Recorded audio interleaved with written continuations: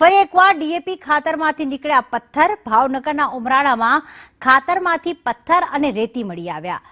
લાખાવાડના ખેડૂતો સાથે ખાતરમાં છેતરપિંડી આચરવામાં આવી.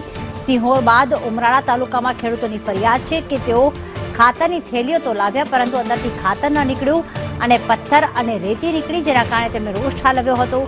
જવાબદાર સામે યોગ્ય કાર્યવાહી કરવા માંગ ઉઠી છે.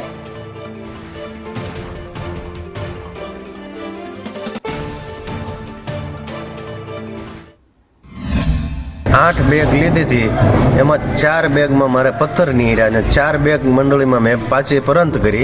मैं मंडली में जाण करी ऊपर अने परमार साहब ने जाण करी. ए बे ने जाण करता एने एवुं कीधुं के भाई आखा तालुका में आवुं छे एम.